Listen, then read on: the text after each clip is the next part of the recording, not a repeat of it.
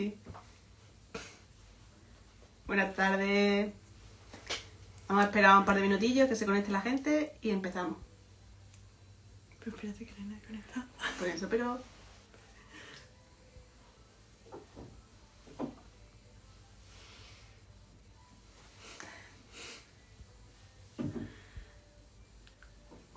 Buenas. Hola. Buenas a todos los que se estáis uniendo. Vamos a esperar un par de minutitos y empezamos con la entrevista a Alejandro.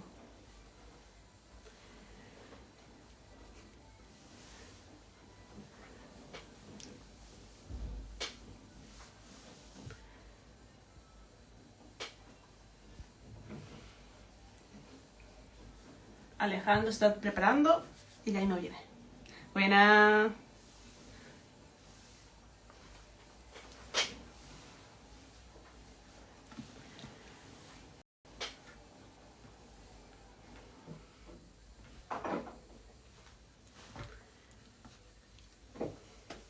Bueno, de mientras vamos a ir presentándonos un poquillo. Somos Ana Rosa y Jessica y somos las encargadas de llevarle las redes y el blog a la organización. Estamos ayudando un poquito a Alejandro con el tema este digital y la finalidad de este directo es que conozcáis un poquito más a Alejandro, a la organización, cómo surgió todo, el motivo, el proyecto en que estamos trabajando ahora, Soles de Tamán, que podéis colaborar.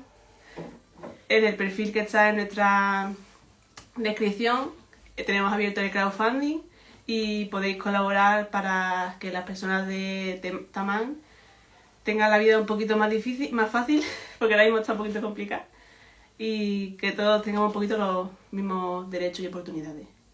Bueno, durante este rato, pues si alguien tiene alguna pregunta, alguna duda, pues nos podéis ir escribiendo por el chat. Al principio vamos a hacerle una serie de cuestiones que ya tenemos estipuladas con Alejandro, pero después vamos a resolver todas las cuestiones que tengáis. Así que si queréis, mientras vamos hablando, decir cualquier cosa, nosotros tomamos nota y al final resolvemos todas vuestras dudas.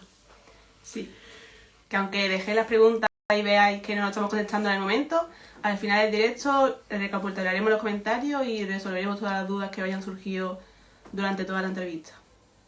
Y Alejandro creo que no se ha unido, ¿no? Vamos a hablar con él. Voy a decirle que se está aquí esperando.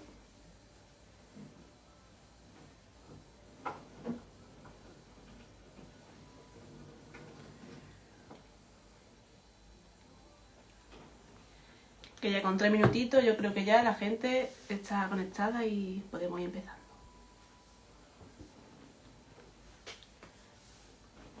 Espero que todos los que estéis por aquí hayáis ya echado un ojo al crowdfunding. Si no, cuando al terminar os paséis por ahí. Sí, bueno, tu ayuda es buena. Tenemos el crowdfunding para recaudar dinero, pero si no es posible que no podáis dar una donación económica, pues si nos vais compartiendo un poco por redes y apoyando nuestro trabajo, pues también lo agradecemos. Alejandro ha dicho que está unido aquí.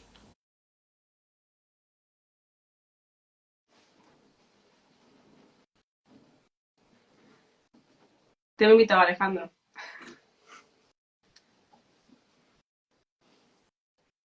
A ver si se ve. Ahí. Buenas. Muy buenas, ¿qué tal? Bien, bien. ¿Cómo estás? Bien, bien, bien, bien. Aquí deseando a ver si participa gente y aclaramos cualquier duda que haya. Y muy bien, muy bien. ¿Qué tal vosotros? Claro, esa es la... Bien, bien, contenta, que veo que ahí vamos a ver que se le tenga el público. Así que, si quieres. Perdona, ¿puedes repetir esto último? Que empezamos. Bien, bien. Vale. Un poquito para entrar, cuéntanos un poco sobre ti, tu vida a la persona. Vale. Bueno, yo hace muchísimos años salía al campo, era mi afición. Poquito a poco, pues bueno, vas haciendo cositas cada vez más complicadillas porque te apetece. Y en una ocasión me dije, ¿y si voy a Nepal a hacer algún pico de 6.000 metros? Pero desde aquí, desde España, salía muy caro. Y dije, bueno, voy allí y contacto con empresas locales. Cuando me desplacé, bueno, me fui de viaje a Nepal y me fui solo, porque no encajo con ningún amigo. Y estando allí de viaje, pues nada, pues por una serie de casualidades contacté con gente de allí, de unos pueblecitos del Himalaya que están muy pegados a la frontera con China. De hecho, la mayoría tienen rasgos, porque en Nepal tienen dos rasgos faciales. Uno es más hindú y otro es más chino.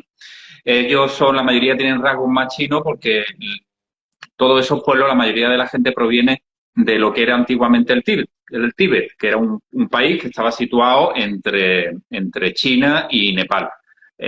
China ocupó Tíbet y muchos de ellos emigraron al sur. Por eso, aunque en Nepal la mayoría de la gente, por ejemplo, es hindú, ellos son budistas, ¿no? Que en cierto modo una minoría, aunque pueda parecer, aunque nos llame la atención, pero una minoría los budistas allí en Nepal. Hay muchos, pero esto es así. Y cuando contacté con ellos y empecé a convivir con ellos, porque iba un poquito de viaje así sin mucho rumbo concreto, simplemente a conocer el país, bueno, pues descubrí una problemática y a una gente que me llamaba la atención lo bien que encajábamos. Y a partir de ahí me dije, esto de subir montaña está muy bien, pero lo hago más cerca de casa y cuando venga aquí vengo a echar una mano. Y a partir de ahí comenzó toda esa aventurilla. Y bueno, has ido más de una vez, has estado varias veces. Y en todas estas veces, ¿qué cultura? Háblanos un poco de las diferencias que hay. Es curioso porque, sobre todo es en la manera del pensar del día a día lo que a mí me llama la atención de ellos, porque, por ejemplo, cosas tan cotidianas y del día a día de hoy, ¿no? Nuestras redes sociales. Si cualquiera de nosotros entra en la página de Facebook de cualquier amigo, lo primero que vemos es su cara, su rostro y en muchas ocasiones incluso una gran cantidad de fotografías de esa persona, ¿no? Sin embargo, cuando yo he entrado en las redes sociales para hablar con ellos, casi que en muchas ocasiones tengo que saber quién es la persona, porque no son tan, perdonadme, tan egocentristas como somos aquí en Europa, que necesitamos exponer yo soy, yo soy. En muchas ocasiones ellos incluso usan como foto de perfil la foto de un hermano, de un amigo, pero no con una mentalidad de ocultarse, sino simplemente que no necesitan hacer esa exposición tan clara de quién son ellos, ¿no? Y luego, por otro lado, sí que me llama la atención culturalmente me refiero del día a día, no tanto en cuanto a religión, alimentación y todo eso. Y es que aquí en Europa tenemos la capacidad en Europa o en América, tenemos una capacidad de progresar económicamente, progresar. Ellos quizás por su cultura orientada a la religión hindú, donde están las castas, donde está todo mucho más encasillado. Y por otro lado, por ser un país que lleva tantos años en el subdesarrollo y entre dos grandes potencias económicas en Asia, como son India y como es China, pues no tienen tantas aspiraciones. Evidentemente, como todos nosotros, porque no son distintos a nosotros, ¿eh?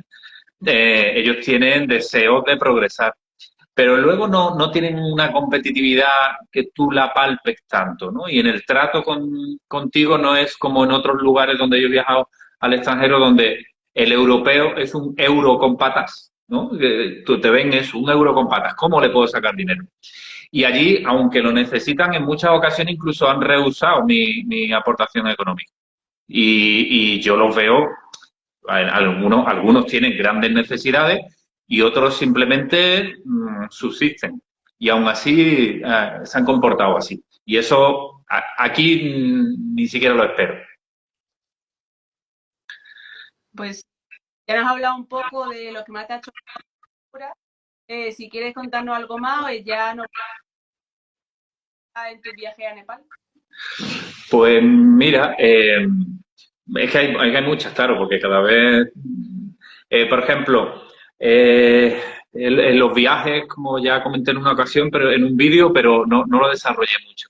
Eh, Aquí tenemos una visión mucho más individual de nuestra vida y nuestro día a día. Si nos montamos en un autobús, nos sentimos con el derecho a tener un asiento o a ocupar un lugar, a que no me empujen, a que es todo más como un yo.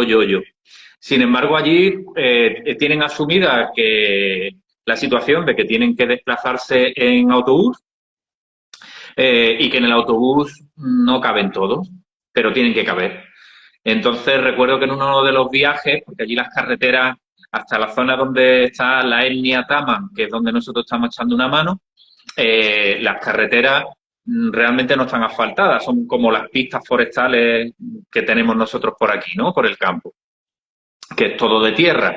Entonces, entre que cuando llueve en verano, que allí cuando llueve en el monzón es en verano, y que estamos hablando del Himalaya, donde los valles son muy altos y muy pronunciados y hay deslizamientos de ladera que estropean los carriles. Entonces los carriles están, las carreteras aquellas, están en muy mal estado y los desplazamientos no sabes el tiempo que va a durar. Aquí si nos vamos a desplazar de Málaga a Madrid, sabes que son 5 horas. Allí no sabes cuántas horas son, porque igual te encuentras con que se aproxima una luz de piedra y te ha cortado el camino, pero no pasa nada. Todo el mundo se monta en el autobús, cuando ya están los asientos ocupados, todo el mundo ocupa el pasillo.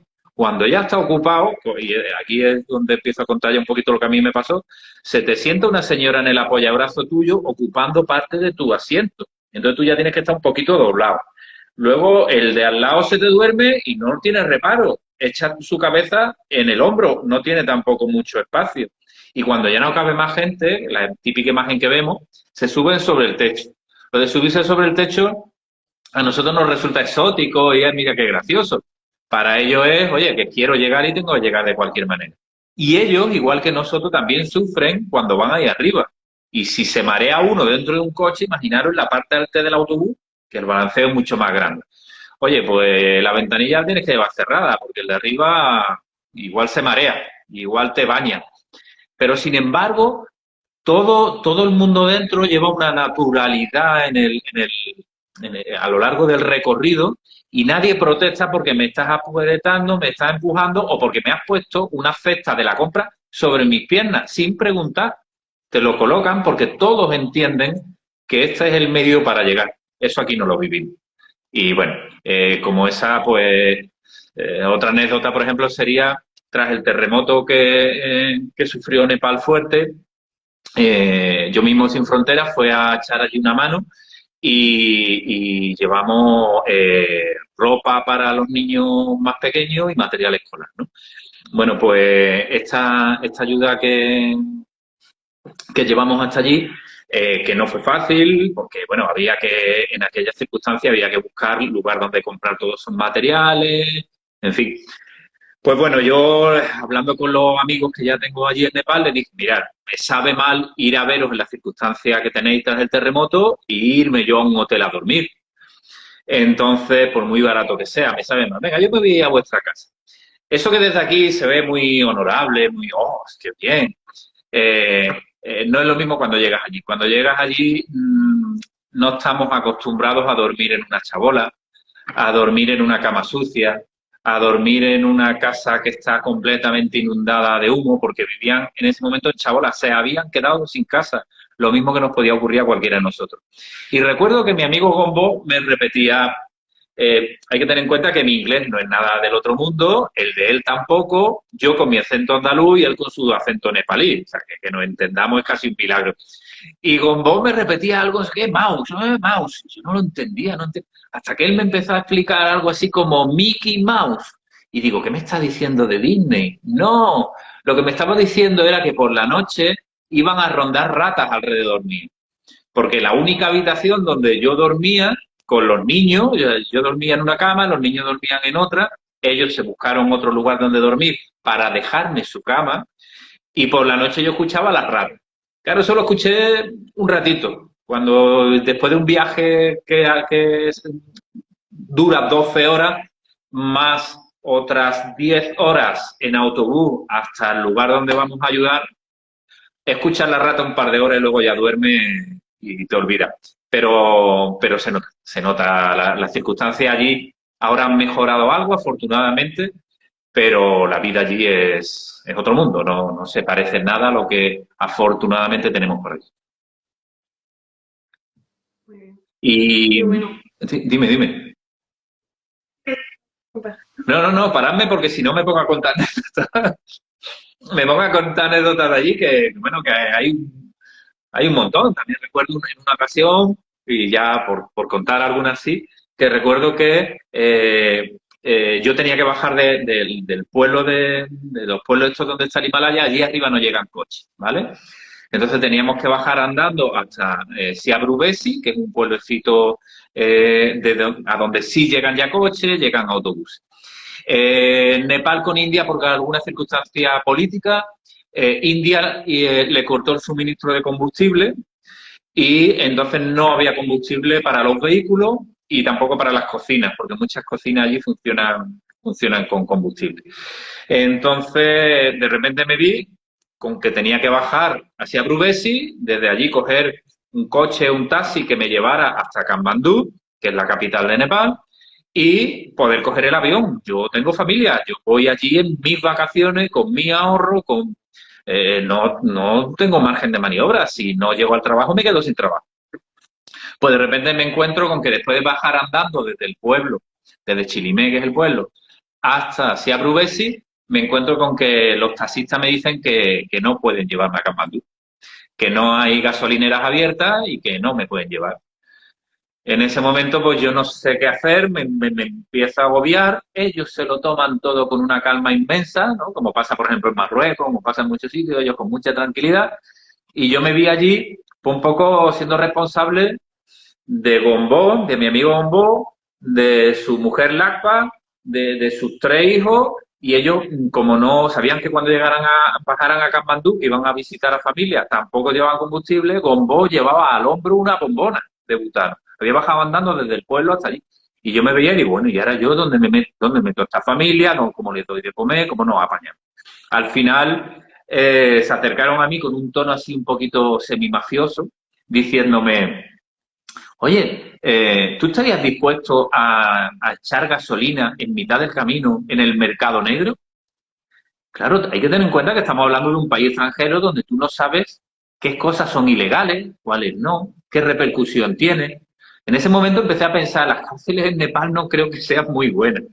Y empecé, pero yo necesitaba volver. Al final les dije que sí y fui todo el camino muy asustado, pero bueno, mira, al final conseguí llegar, paramos en un pueblecito apartado, nos echaron el combustible, vi la garrafa, la garrafa por abajo tenía mucha suciedad y a la señora que nos estaba echando la garrafa, que la había sacado del interior de su casa, le dije, mira, perdona, toda esta suciedad, eso que va para dentro del coche, y la mujer ni corta ni perezosa dice, no te preocupes, se quitó el pañuelo y lo puso allí, lo usó de filtro para echar la gasolina que echábamos al coche.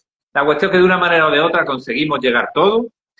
Yo no conseguí llegar realmente a donde quería en Katmandú, el taxista se negó a meterme más para adentro, al final tuve que irme a dormir a casa de una gente que ni conocía, pero aquí estoy, que se sobrevive, que los viajes fuera, al fin y al cabo, son aventuras, son anécdotas, y cuando te tropiezas con gente con una mente sana, aunque sean personas desfavorecidas económicamente y la vida no les esté siendo, son gente en quien confiar.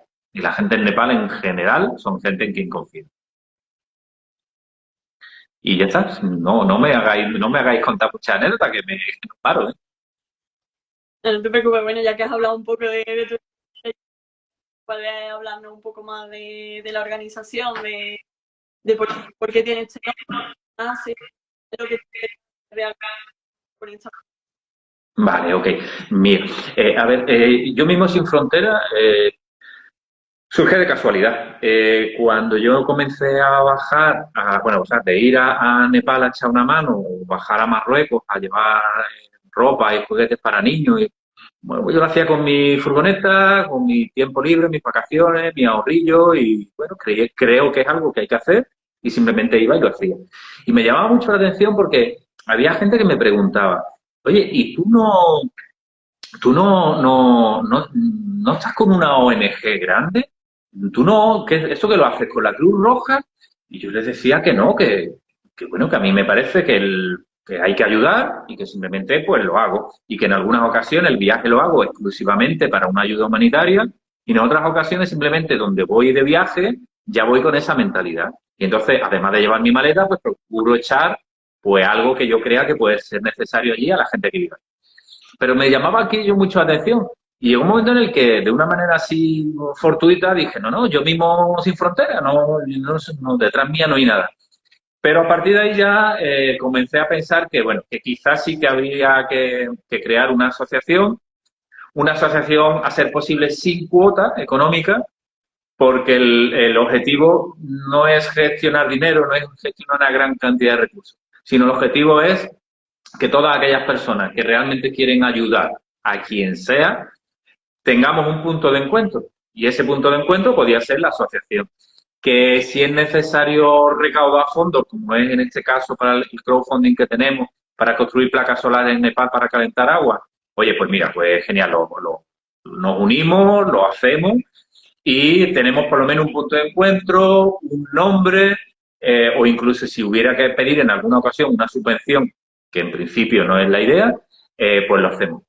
Y a partir de ahí surge Yo Mismo Sin Fronteras. Y dentro de lo que es la asociación Yo Mismo Sin Fronteras está este proyecto que se llama Soles de Tamán. Soles por aquello de el calor que le vamos a intentar llevar a las casas que tiene allí y Tamán porque es la etnia. Es esa etnia que os digo, os he comentado antes, que vive al norte de Nepal, aunque está distribuida por muchos sitios, y hay una serie de pueblecitos que es donde llevamos ya una serie de años ayudando. Y bueno, este es el logotipo del Soles de Tamán, ¿vale? Desde la taza esta que no sé si acordáis que sorteamos. Y nada, y bien, a partir de ahí la asociación se creó.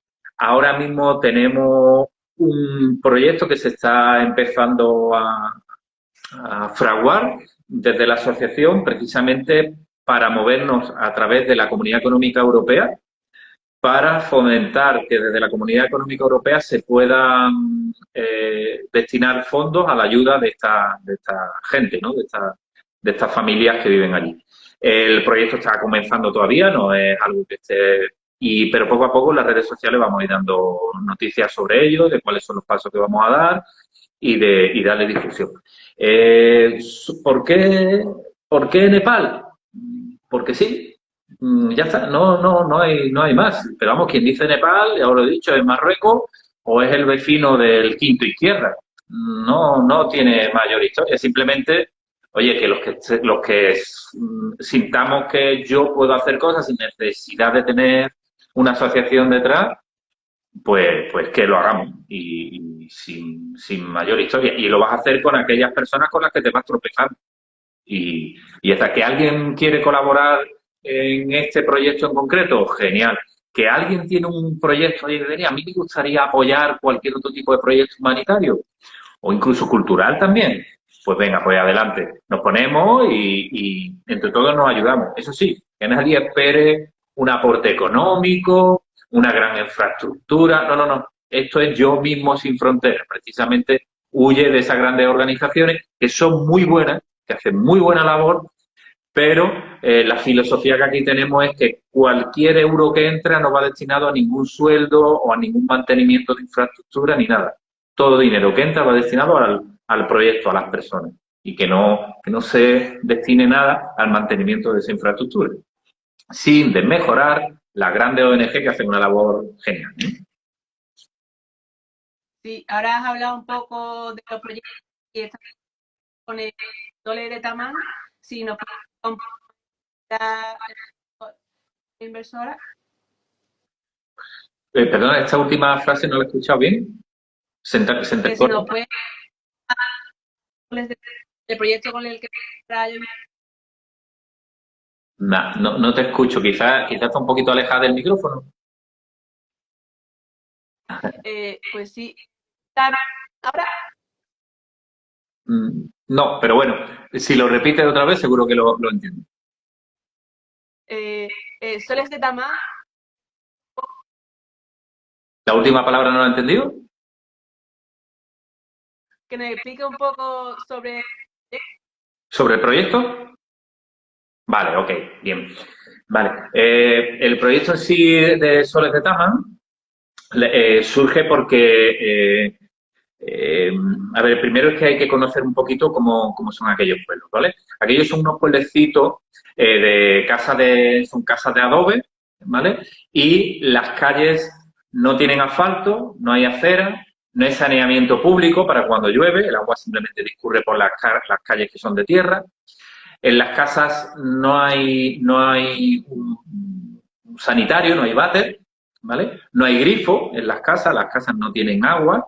Y dice, bueno, entonces cuando necesitan ir al baño, ¿qué es lo que hacen? Bueno, pues hay una casetilla que está aparte, separada de la casa, allí es donde se va. Pero en la casa no hay saneamiento, en las calles no hay saneamiento. Y el agua la cogen de una fuente que estará cerca de tu casa, si hay suerte, o estará lejos de tu casa. Y llenas un cántaro en la fuente y te llevas el cántaro a tu casa y allí lo mantienes. Vale.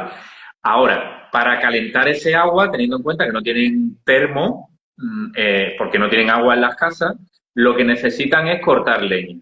Claro, si hoy nos vamos de acampada a un bosque, vamos a encontrar mucha leña. Pero cuando unos pueblos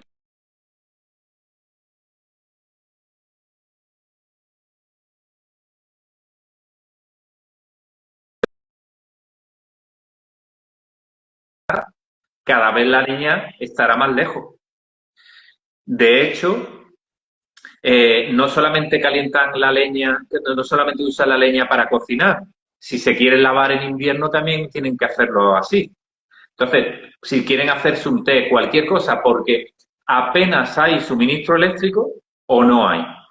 No es raro que tú estés allí y la luz se corte, porque el país no tiene capacidad para dar un suministro eléctrico a todo el país. Entonces va cortando por sectores y no sabes nunca cuándo te va a ocurrir. De hecho, en las casas no hay frigorífico. Entonces, frente a todo este cúmulo de problemas, claro, y nuestros recursos económicos, que son, oye, pues los ahorrillos que vamos sacando de nuestro bolsillo y nuestro tiempo libre. Entonces, un proyecto que nos pareció interesante era ir y construir placas solares allí. Placas solares, no las que generan electricidad, sino las que calientan agua. Porque de esa manera, ¿qué es lo que haríamos? Evitaríamos tanta corte de leña. Eso ayuda al medio ambiente. Evitaríamos que las mujeres y los niños, que son quienes normalmente hacen esa función, tengan que hacer grandes desplazamientos de ir y venir. Además de cortar la leña, además de portear una gran cantidad de peso sobre su espalda, porque ya que hacen desplazamientos largos, evidentemente intentan optimizar ese recorrido. Entonces, van muy cargados.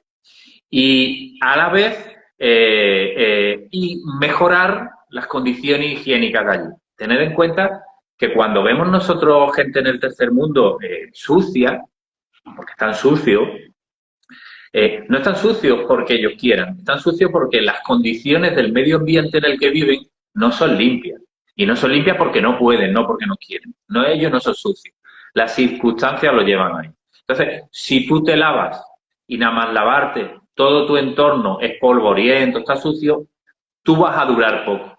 Eso al final hace que por bueno o por malo te vayas acostumbrando a vivir en esas circunstancias, lo cual perjudica a tu higiene personal y a tus condiciones de salud.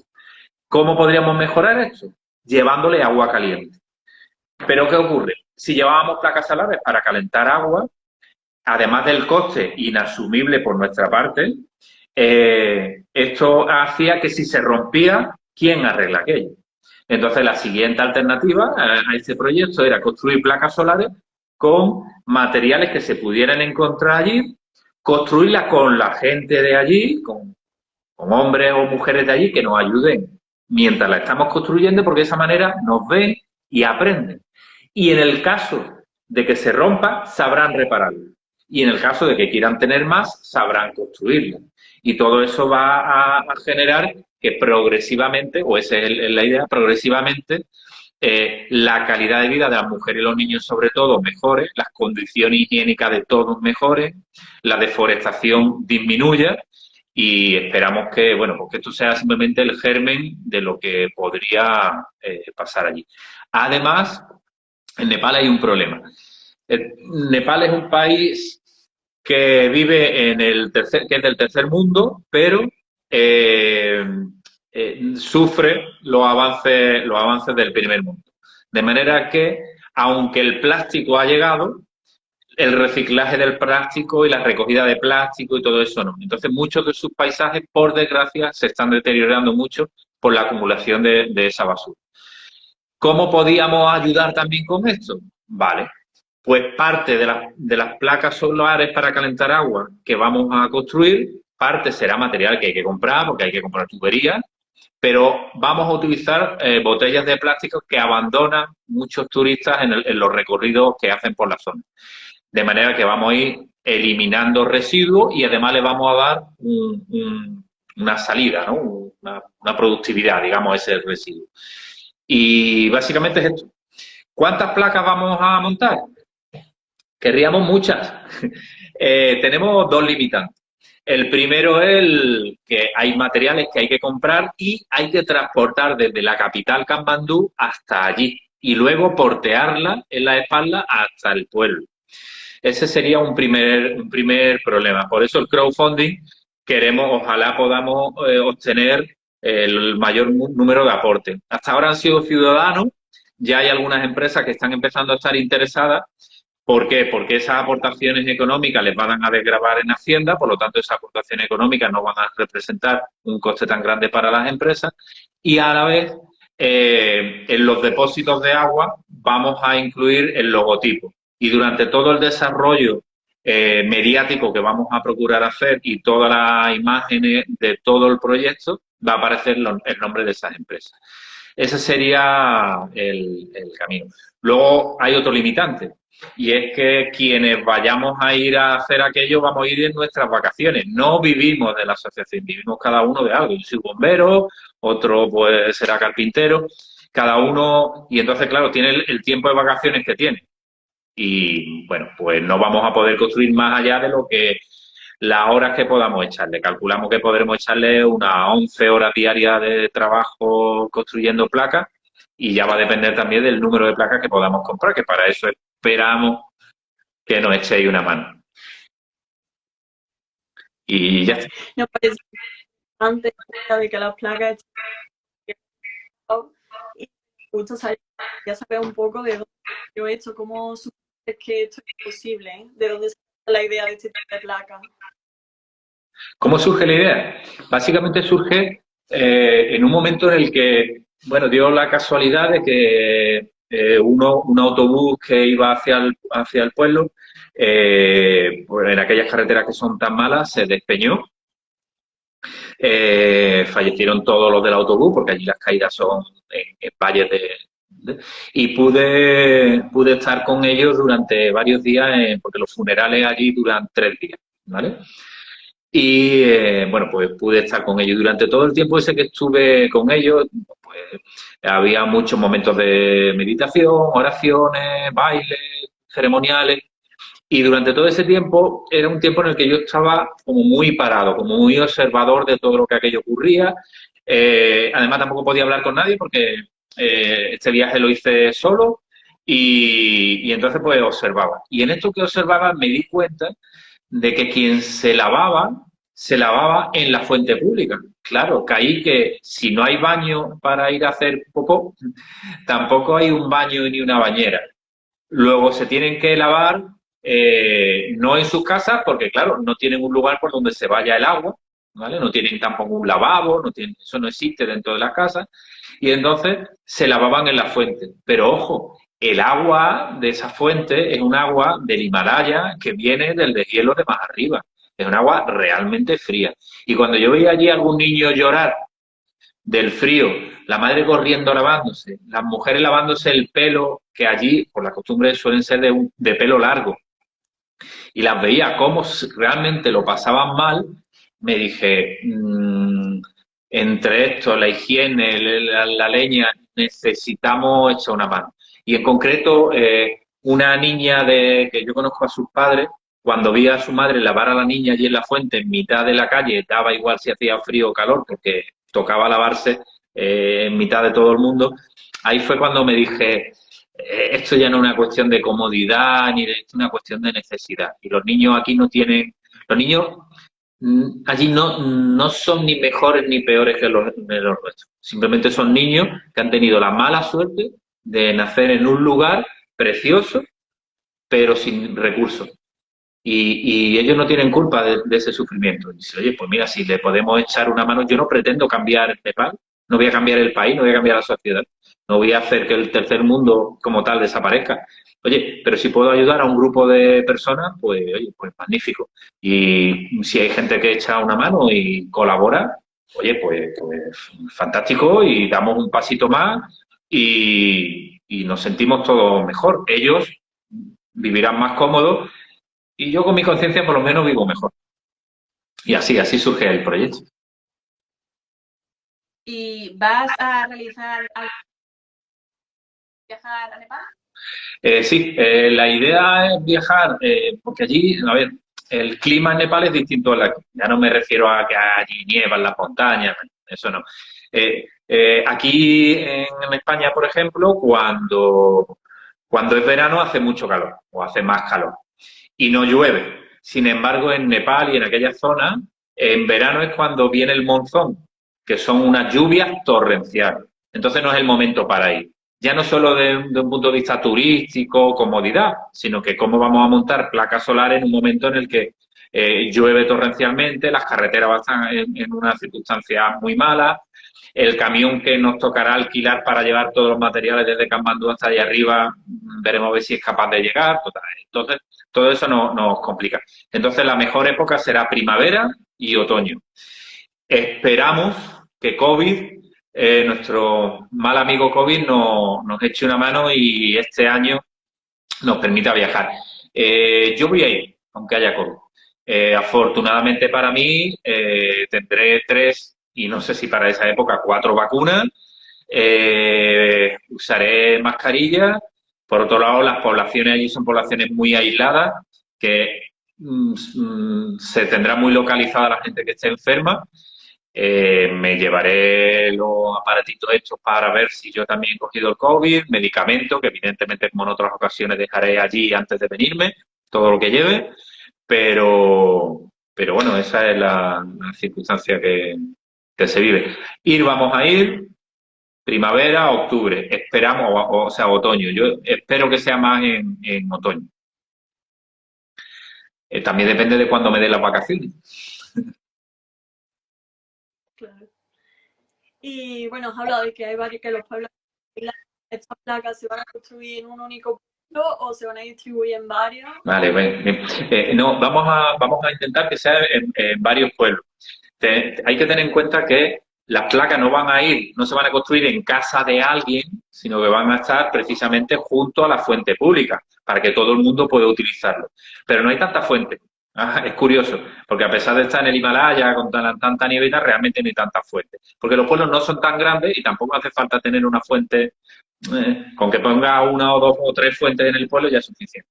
Entonces, aquellas zonas y pueblecitos en los que no hay otra manera de llegar de uno a otro que andando, pero se va andando, que no es que tengas que echar varios días para ir de uno a otro.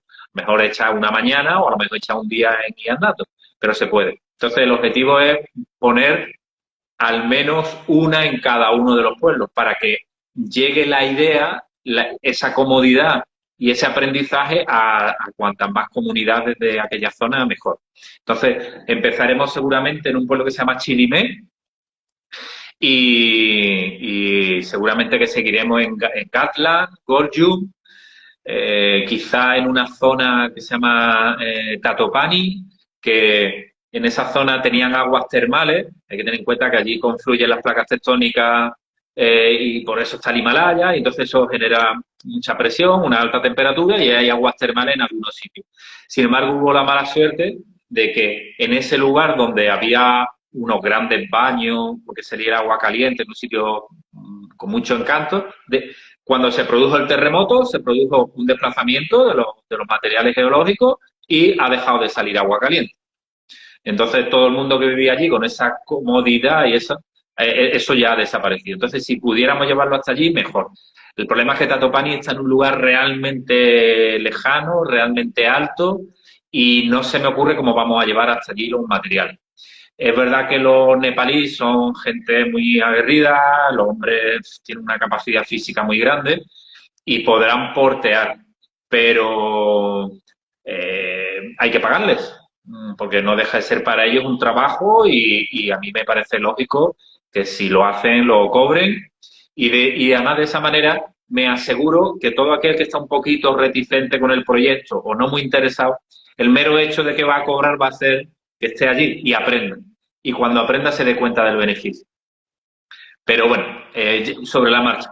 En principio Chilimé, Gatland, Goljum, y ya iremos bien. Pero en más de un sitio. Nunca en una casa. Siempre público para todo, para cada uno de los pueblos. Ahora que has contado un poquito más sobre el proyecto, recuerda Recuerdo que, uy, se corta contigo siempre. que si quieres recordar a las personas cuáles son el proyecto, cómo pueden ayudar. Ah, vale, bien, bien. Ahora sí. Vale. Pues mira, la manera que hay de ayudar, vamos a irnos a quizá la que puede resultar más atractiva para mucha gente, pero a lo mejor no es tan fácil. Y es, pues, venirse conmigo. ¿Vale? El billete habría que sacarlo y luego la estancia y la comida allí realmente es muy barato. Es un país asiático súper barato. Orientativamente, para que hagáis una idea, por 10 euros desayuno, almuerzo y cena. ¿Vale? O sea que es muy económico. Luego, si en Katmandú, en la capital, porque luego arriba ya iríamos a dormir a casa de amigos nepalíes. Pero si quieres dormir en un hotel económico en Katmandú, por 15 euros, por 12 euros, duerme en la noche. O sea, estamos hablando de unos precios para los occidentales, unos precios realmente muy bajos, casi ridículos. Lo caro sería ir y venir. Eso sí, vamos para el proyecto. No digo que si sobra algún día no hagamos un poquito de turismo y yo me ofrezco como guía para enseñar muchos templos. Incluso este año ya he hablado con un lama y cuando vayamos a Katmandú, si no vamos muchos, seguramente podamos dormir dentro de un monasterio budista, ¿vale? Y estar allí nada, con todos los monjes y jugar con ellos un partido de fútbol, que son gente muy simpática, no penséis que siempre están meditando y con la postura del Buda. Eh, entonces, esa sería una manera, que vendría muy bien porque habrá que portear, habrá que hacer recorrido y hay que instalar aquello. Cuantas más manos, mejor. ¿Cuál es la manera más fácil? Haciendo una pequeña aportación económica, ¿vale? Para que se puedan comprar los materiales. Esa aportación económica quiero que se sepa que va exclusivamente destinada a la compra de los materiales que son necesarios y al transporte de esos materiales desde Katmandú hasta allí. El viaje de las personas que vamos sale de nuestro bolsillo. No se coge. Bueno, entre otras cosas no se podría coger, porque si se coge ya no se pueden hacer las placas solares y ya veréis que las placas se van a hacer, porque se van a hacer. Y entonces la manera de hacer la aportación, vale, pues entráis en la página de Yo Mismo Sin Fronteras, que es muy fácil, y ahí podéis hacer de cualquier donación. Por pequeña que sea, siempre hay un aporte. Y en breve vais a poder ver tanto en la página de internet como en las redes sociales que vamos a crear también una cuenta de Bizum para que os resulte aún más fácil también. Da igual la cantidad, da igual. Ten en cuenta que es un país realmente económico. Entonces, cualquier aportación nos va a venir muy bien. ¿eh? Y prácticamente esas serían de las dos maneras. Quien se quiera venir solamente me manda un correillo, me dice que quiere con un cierto tiempo para que nos dé tiempo a gestionar los visados, la compra del billete y todo, y poder hacerlo juntos, para que tanto en el avión como todo podamos hacerlo juntos. Me lo manda y nada, y nos ponemos a ello. ¿Vale? Bueno, gracias por responder a todas las que nosotros habíamos planteado. Ahora, pues, alguien me está viendo, quiere plantear alguna duda, alguna pregunta, un rato a responder sus cuestiones. He visto en el chat un poco más arriba, Ana nos ha preguntado cuál es la placa solar. No sé si tenemos información, pero si quieres hablar de ella. Vale, sí, subvención no hay ninguna. Subvención no hay de ningún tipo, entre otras cosas porque las administraciones públicas en muchas ocasiones te dicen que sí, luego el dinero no llega, llega tarde, se empiezan a complicar todo, se complica todo mucho. Entonces, en principio, no hay ningún tipo de subvención. ¿Por qué no compramos las placas solares aquí y no las llevamos? Pues porque las placas solares aquí son mucho más caras que los materiales allí, porque si compramos aquí los materiales nos va a costar mucho dinero transportar esos materiales desde España hasta Nepal, y porque entonces si llevamos unas placas ya construidas o semiconstruidas o con una tecnología que allí no sea accesible económicamente o simplemente no exista, nos vamos a encontrar con el problema de que ellos ya no van a poder construir una placa similar a la que ya hemos construido. O si se avería no van a poderla solucionar. Y lo que estamos haciendo es llevando residuos. Porque una placa solar que no se puede reparar son residuos en el medio ambiente. Y que afectarían además al entorno y al paisaje que allí hay. Entonces, ese no es el objetivo. El objetivo es el que ya hemos comentado. Y nada, pues por eso no las compramos, ni las llevamos hechas de aquí, ni llevamos de aquí nada. De aquí vamos con una mochilita y todo el resto del material lo compramos allí.